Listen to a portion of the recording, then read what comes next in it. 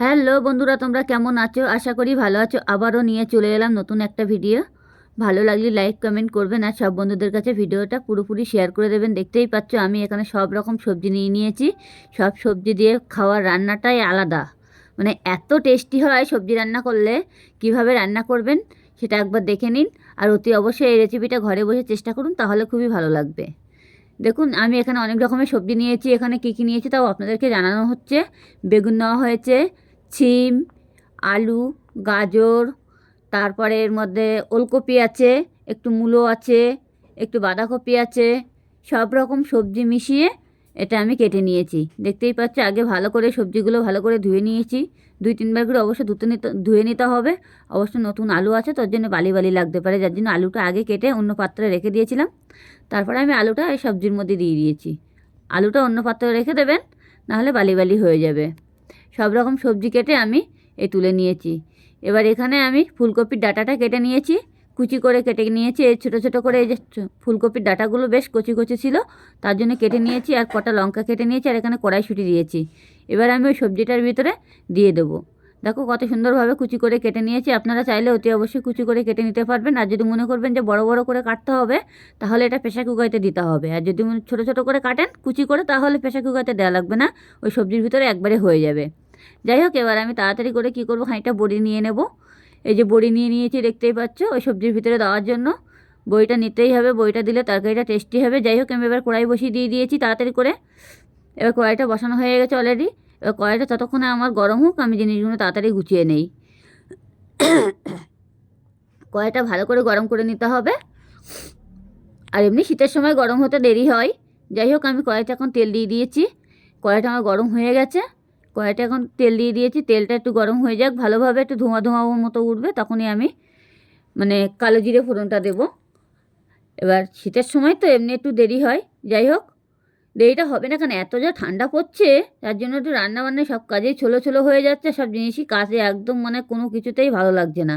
এবার আমি কালো জিরে ফোড়ন দিয়ে দেবো। আগে বড়িটা ভেজে নেব। বড়িটা ভেজে নিয়ে ভালো করে একটু লাল লাল করে ভেজে নিতে হবে বড়িটা, দেখতেই পাচ্ছ। আর বড়ি ভাজতে কোনো টাইমই লাগে না। একটু গ্যাসটাকে একটু যখন দেখবে তেলটা হিট হয়ে গেছে, গ্যাসটাকে একটু কমিয়ে দেবে, ব্যাস বড়িটা ভাজা হয়ে যাবে। না হলে বড়িটা পুড়ে যাবে, পুড়ে গেলে কিন্তু খেতে কোনো স্বাদ লাগবে না। আর বড়িটা ভালো করে ভেজে নিতে হবে, তাহলে বেশি ভালো লাগবে খেতে। দেখতে পাচ্ছি আমার বড়িটা অনেক লাল লাল হয়ে গেছে, বড়িটা ভাজাও হয়ে গেছে। এবার বড়িটা অলরেডি তুলে নিতে হবে, বেশি ভাজা যাবে না, নাহলে পুড়ে যাবে। এবার একটা পাত্রের মধ্যে আমি বড়িটা আস্তে আস্তে করে তুলে নেব।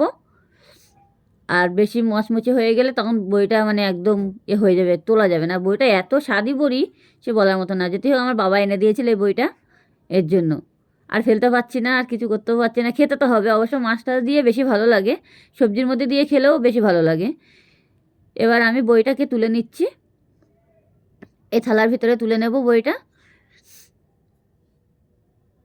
দেখবে যাতে গায়েটায় না লাগে, সেরকমভাবে তুলে নেবে। আর এমনিও ঠান্ডার সময় তো কাজে কমে এত ছোলো ছোলো চলছে, সে খুঁতে খুঁতে নাড়তেই পারছি না, এত শীত করছে আর কি বলবো।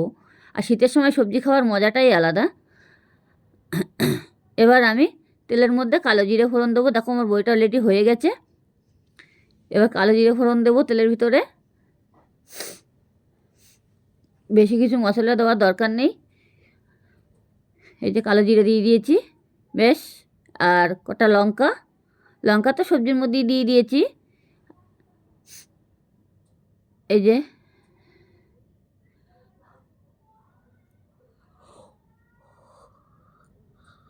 কালো জিরে ফোড়নটা দিয়ে একটু হালকা করে নেড়ে চেড়ে দিলাম। এবার আমি সবজিটা নিয়ে নেব। একটু জিরের গুঁড়ো দিলাম। জিরে গুঁড়োটা তেলের ওপর দিলে কী হয় বলো তো, গন্ধটা লাগে না, কাঁচা যে গন্ধ ভাবটা থাকে সেটা লাগে না। এবার আমি সবজিটা ঢেলে দিচ্ছি।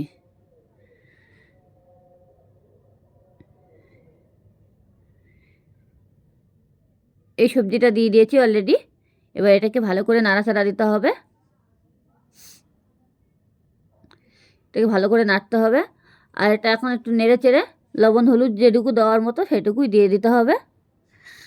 এবার তার মধ্যে যে আমি কেটে রেখেছিলাম ফুলকপির ডাঁটাটা, সেটা আমি দিয়ে দিয়েছি। এই যে ফুলকপির ডাঁটাগুলো দিয়ে দিয়েছি, তার মধ্যে কটা কড়াইশুঁটি দিয়েছি। কড়াইশুঁটিটা দিলে সবজির ভিতরে একটু বড়ি টড়ি দিয়ে রান্না করলে, নিরামিষ তরকারি, শীতের সময় তো যা দিয়ে খাবে, রুটি দিয়ে খাও আর ভাত দিয়ে খাও, সেই স্বাদ হবে। মানে এত সুন্দর রেসিপি, আপনারা ঘরে বসে অতি অবশ্যই করুন, তাহলে বুঝতেই পারবে। এবার আমি হলুদটা দিয়ে দিচ্ছি। এই যে হলুদটা দিয়ে দিয়েছি।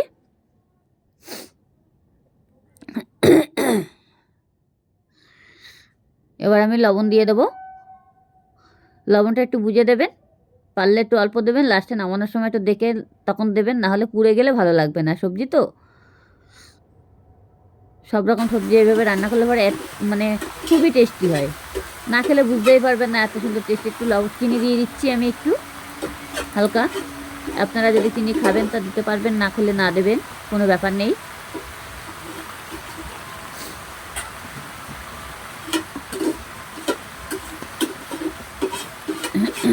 এটাকে এবার ভালো করে নাড়াচাড়া দিতে হবে।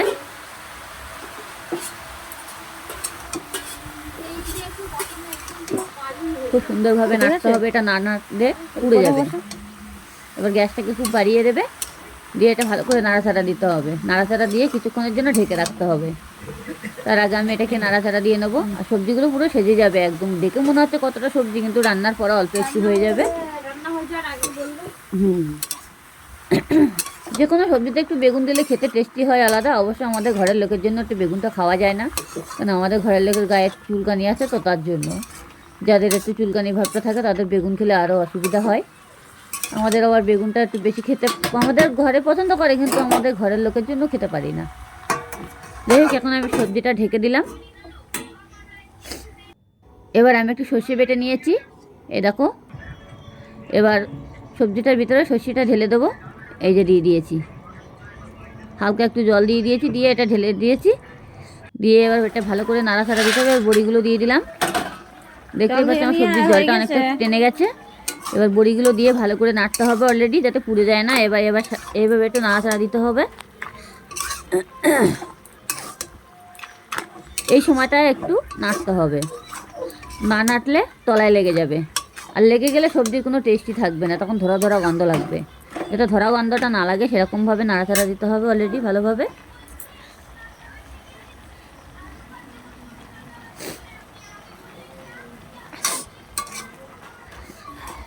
দেখতেই পাচ্ছ, সব রকম সবজি খাওয়ার টেস্টই আলাদা। আর এমনি ঠান্ডার সময় তো মানে খুব অসাধারণ খাবার এটা একদম।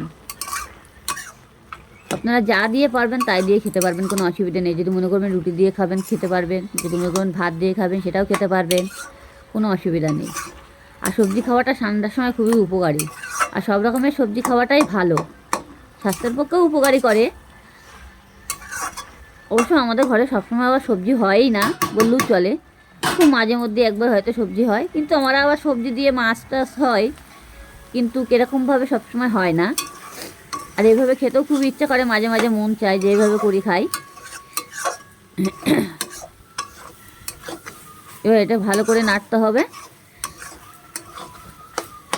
ভালো লাগলে লাইক কমেন্ট করতে ভুলবে না, কেমন?